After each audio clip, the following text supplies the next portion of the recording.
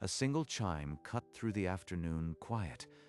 Dorothy glanced at her phone, and the world tilted. On the screen, a new Capital One credit card opened that morning. Balance $9,450. She pulled her full credit report. 9 accounts she never opened. Combined balance $87,000. None of these are mine. None. Her coffee went cold on the counter. The betrayal felt like a fist closing around her chest. She didn't call Michael. She called Brian, her son-in-law who'd spent 22 years in FBI white-collar forensic auditing. Dorothy, what's wrong? Brian, I just found 9 credit cards in my name. I never applied for any of them. The total debt is $87,000. I'll be there in an hour. Don't touch anything. Dorothy hung up and stared at the screen. The numbers blurred. She waited. Headlights swept across the living room wall. Brian's car pulled into the driveway 20 minutes early. When Dorothy opened the door, Brian didn't need to ask. He just followed her to the dining table. Show me everything. Even the smallest charge. Brian spread the pages like a crime scene, pulling up the raw application logs. Every credit application submits an IP address. This number, it's the same on all 9. He tapped a row. The screen showed the physical location tied to that address. Dorothy, the applications were submitted from Michael's house. Your son's home. Not Michael. Please, not my own son. The room felt suddenly smaller. Dorothy gripped the edge of the table. I need to check the timestamps. This evidence has to be bulletproof before we do anything. Brian toggled between spreadsheets, his fingers moving with the speed of decades of casework. Wednesday mornings, Tuesday evenings. Every single one was submitted outside regular business hours. Dorothy, look, these dates. Your daughter-in-law was here every single week this summer. The screen held a column of dates, all 14 months. Dorothy recognized each one. She asked to see my mail, said she wanted to help me organize. Jessica spent all of June and July here. She was going through bills, filing things for me. Then I need to see anything with her handwriting. Cards, notes, anything she signed. The Christmas cards. I keep every one. They're in the hall closet. She pulled out a thick stack of red and green envelopes. Years of holiday greetings from Michael's family. Brian took the cards without a word. The living room clock ticked into the silence. Brian opened his laptop again and positioned a Christmas card beneath a portable scanner. I need high-resolution captures of every signature. Even the way she loops a J can be enough to secure an indictment. Dorothy stood rigid, watching him work. The easy smile Jessica wore while sorting her mail now replayed in her mind. Her phone lit up on the side table. 2 words, Michael calling. The text read, "Mom, you okay? Haven't heard from you. Let's grab dinner Saturday." She turned the phone over and placed it face down on the table. Did Jessica ever sign anything else? A birthday card to you directly? Maybe something less formal? There's a birthday card from last March. She wrote a long note inside. She retrieved the card from a drawer and added it to the growing pile. Brian's laptop blinked to life as he loaded the scans. The night outside had deepened into a tense, waiting silence. Brian's software lined up the forged signature beside the Christmas card one. Red guidelines connected every curve. The pressure points are identical. It's her handwriting, Dorothy. There's no doubt. Dorothy's vision blurred.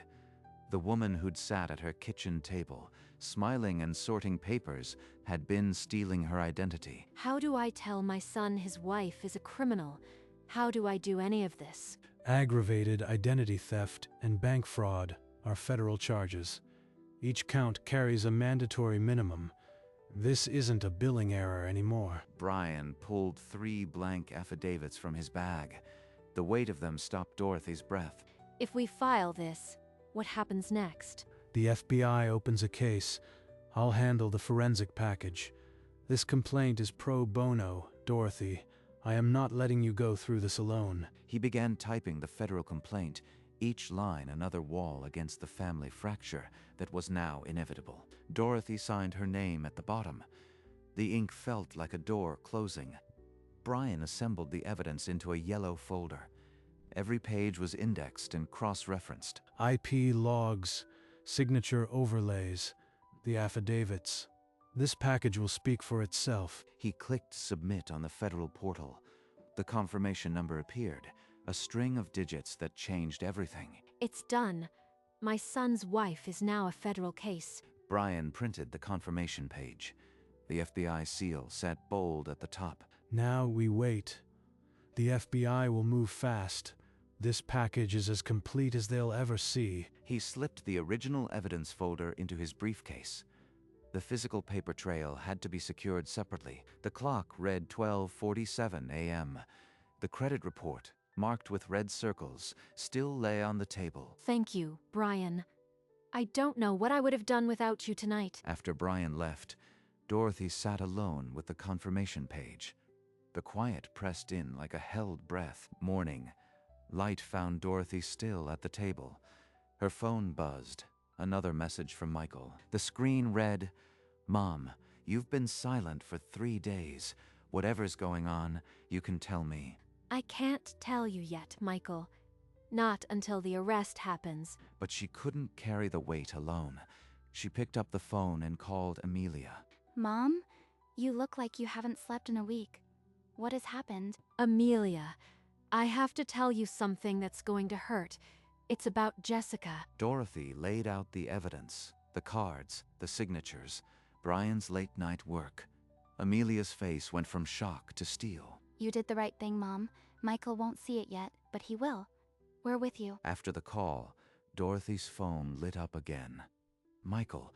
She silenced it and stared at the ceiling. Miles away, Amelia scrolled through Michael's unanswered messages, feeling the growing distance between siblings. The next afternoon, Brian called.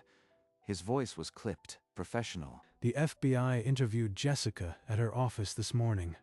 She denied everything. Dorothy's hand tightened on the phone. Her daughter-in-law had looked federal agents in the eye and lied. She claimed she was helping you manage bills, that you must have forgotten, giving her permission. Dorothy felt a cold certainty settle. That story would be her shield. But they have the full package. The interview was procedural. The arrest warrant is being drafted now. Dorothy asked how long. Brian said a few days, maybe less. He would call the moment he heard. I'll be ready. Whatever happens, I'll be ready. She ended the call and walked to the fireplace. Her late husband's photograph watched over her. Somewhere in a federal building, a warrant was being typed. 3 days later, at 2 in the afternoon, Brian's name lit up Dorothy's phone. Dorothy, it's done. The FBI arrested Jessica at her office 20 minutes ago. 2 agents had walked into her building with a federal warrant, her name printed cold on the order. She turned white when they cuffed her. Didn't say a word. Her co-workers watched in silence as she was led past the cubicles, her heels scuffing the tile. My son's wife is in federal custody. The woman who held my mail and smiled. The U.S. attorney will file formal charges tomorrow. Aggravated identity theft and bank fraud. This is only the beginning. Dorothy thanked him and hung up. The kitchen felt larger, emptier than before. She sat beside her husband's photograph, and for the first time since the alert, she let herself cry. Somewhere across town, Michael's phone began to ring. The next morning, Brian called again. This time, his voice carried a heavier weight. The U.S. attorney just filed the charges, aggravated identity theft and bank fraud. If convicted, Jessica faces mandatory minimums. It's real now. Federal charges. My daughter-in-law will stand trial. There's something else. During discovery, the prosecutor found a sealed record.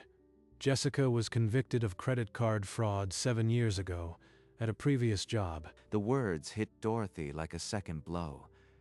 This wasn't a desperate slip. It was a career. She pled it down, paid restitution, and the record was sealed. But the FBI has unsealed it now. She's a repeat offender. She came into my house knowing exactly how to steal from me. She targeted me from the start. This changes the sentencing guidelines. The judge will see a pattern.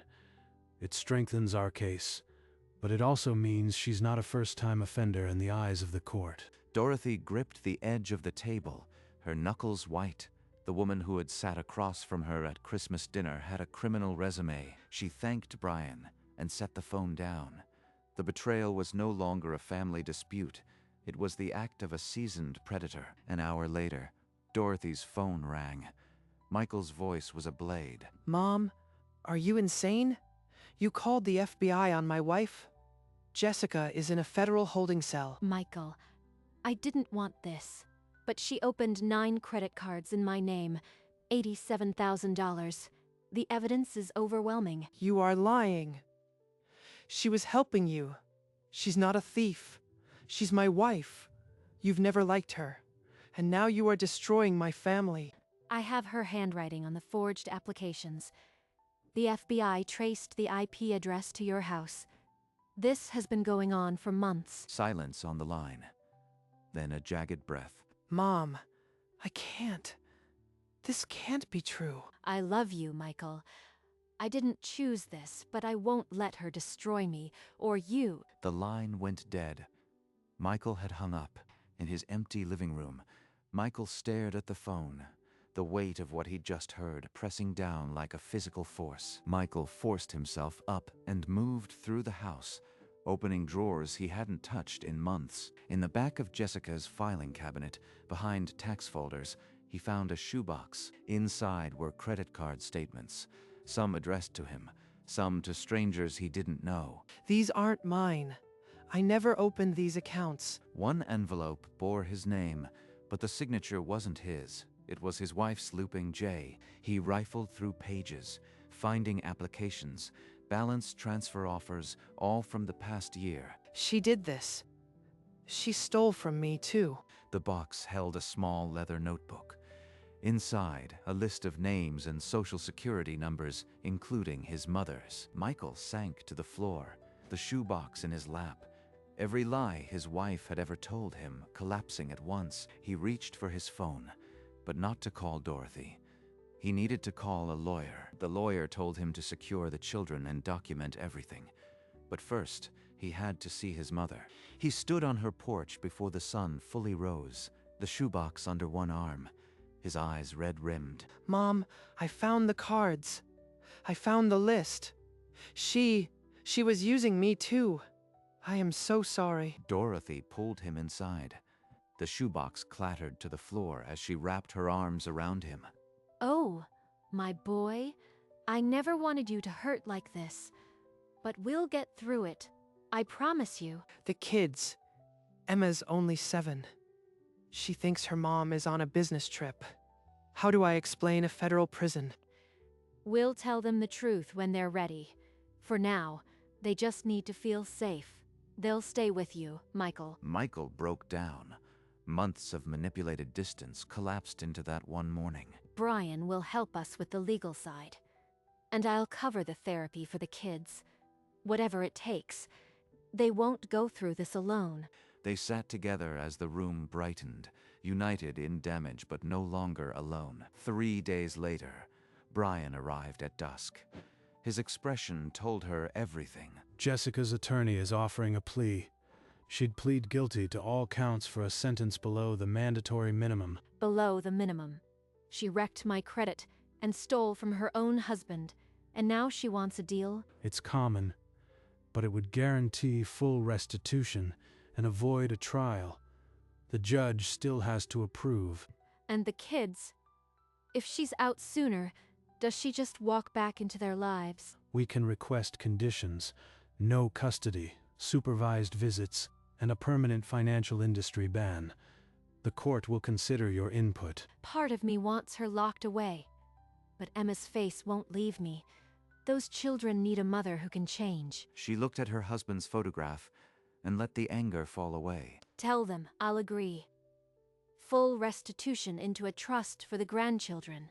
No unsupervised contact unless a therapist clears it. That night, She began writing her victim impact statement, a document that would ask for accountability, but also for mercy.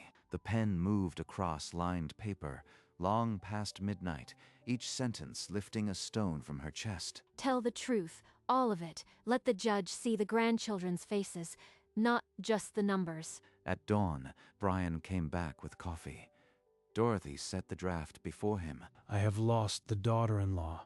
I thought I had, but I will not let my grandchildren lose the chance to know a mother who can be whole. That's powerful. I needed them to know I am not seeking cruelty, just accountability. The kids deserve a future without this hanging over them.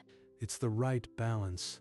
The court will hear a mother's heart, not a victim's rage. Dorothy read it once more, then signed the final page with the same steady hand that had held the credit report weeks ago. She slid the statement into a manila envelope and sealed it. The weight that had pressed on her since the first credit alert finally loosened. Now, let the judge decide. I've done what I can. Brian took the envelope to deliver to the U.S. attorney. The hearing was set for the following week. The courtroom felt cold and still. Dorothy walked to the wooden podium, her shoes quiet on the worn floor. She unfolded her statement, glanced once at Jessica in the orange jumpsuit, and began to read. Your Honor, I lost more than money. I lost the daughter-in-law I thought I had. But I will not let my grandchildren lose a mother who can become whole. Jessica sat motionless, her eyes fixed on the table. The judge's gaze was heavy. The judge accepted the plea. Jessica rose, voice trembling, and offered a quiet apology to the court. Sentence: 3 years probation, full restitution into a trust for the grandchildren, and a permanent ban from the financial industry. The gavel struck once. It was over. In the hallway afterward, Michael turned to Dorothy, his face unreadable. I am filing for divorce this afternoon. The kids need stability, not her chaos. Dorothy placed a hand on his arm. The first full breath she'd drawn in weeks. 6 weeks after the gavel fell, the custody order lay on the coffee table beside a pink stuffed rabbit. The spare room had unicorn sheets and a moon-shaped nightlight. The living room sofa now wore a small pink blanket. Emma, your grandmother has your favorite books. And the backyard has a new swing. Where is Mommy? She's getting help, honey, but you are safe here, and so many people love you. The girl nodded, clutching the rabbit tighter. Her small face was a map of confusion. That night, Dorothy sat on the edge of the bed, reading story after story, until both children's breathing slowed. It'll take time, but they're laughing again. That's more than I hoped for. On the porch, she watched them chase fireflies in the yard. Their laughter was fragile, but real. Healing wouldn't be quick. But the house, for the first time in months, felt alive again. One crisp morning, Brian appeared at Dorothy's kitchen table with 2 mugs of coffee. The children were at school. 22 years in the bureau, and I've never handled a case this personal. It'll stay with me. You saved my credit, my peace of mind, and gave Michael the chance to see the truth. I can never repay that. You made the hard choice, Dorothy. I just processed the paper. Let's not lose this. I'd like to keep having coffee, or lunch, maybe every Tuesday. Tuesdays it is. My calendar is wide open. The following week, they met at a quiet bistro. Salads, iced tea, and the kind of conversation that needs no defense. This is the first Tuesday in a long time I've looked forward to. Mine too. Retirement is less boring with you in it. And so the lunches began, a small anchor in a sea of change. Weeks rolled into months. Michael found a position at a logistics firm, the salary modest but steadier than he'd known in years. I never thought I'd be excited about a desk job, but it pays the rent. The kids have their own rooms now. I've been doing the school runs on Tuesdays and Thursdays. Emma's teacher says she's raising her hand in class again. The play therapist reported that both children were beginning to talk about their feelings with less fear. Sometimes I draw pictures of our family. Daddy and Grandma and the swing. Then the first restitution check arrived, a paper rectangle that felt heavier than it should. Please deposit the full amount into the Taylor Grandchildren's College Trust. Every cent goes to their future. Michael stood straighter now. He picked Emma up from school most days, his shoulders looser than they'd been in months. I am not waiting for an apology anymore. I am just grateful the laughter is coming back. The trust balance grew slowly.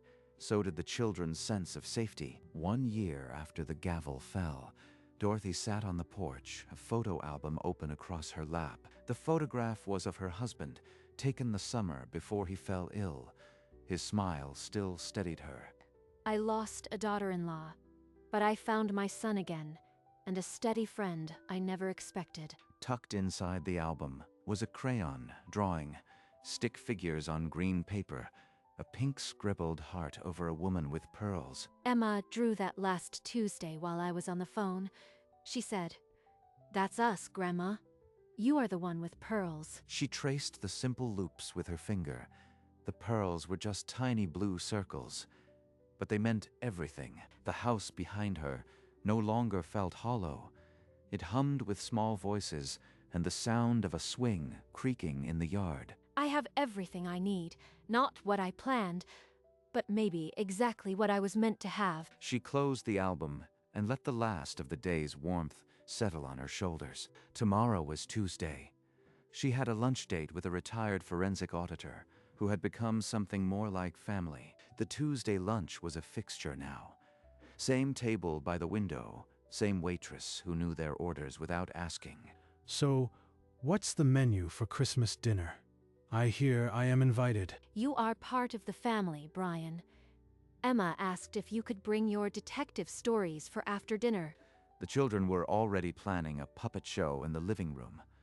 Michael had taken the day off. I'll bring the stories and the eggnog. Retirement is busier than my last 3 years at the Bureau. You love every minute of it. They lingered over coffee. The cafe chatter, a comfortable hum around them. This table used to remind me of everything I'd lost. Now, it's where I come to count what remains. Brian glanced at his watch, but didn't rush. The afternoon stretched wide and easy. Outside, holiday wreaths hung from the street lamps. December air carried the promise of small, steady joys. After the cafe, Dorothy returned to the quiet house. The school bus would arrive in an hour. She lifted the house keys from the hook by the door, the same set she had clutched the night Brian first arrived. On the porch, she sat in the old wicker chair and let the keys rest in her palm. These keys once felt like a chain. Now, they're simply mine. The betrayal had left scars, but she had not become bitter. She had become immovable. The garden was still. In a few hours, Emma would come running through the gate. The world took a daughter-in-law and gave me back a son, 2 grandchildren, and a Tuesday lunch that matters more than I can say. Inside, the photo album lay open to a new page, a snapshot of Michael, Emma, and Brian laughing on the porch steps, taken just last week. Some betrayals break families apart. This one had, in the end, rebuilt one.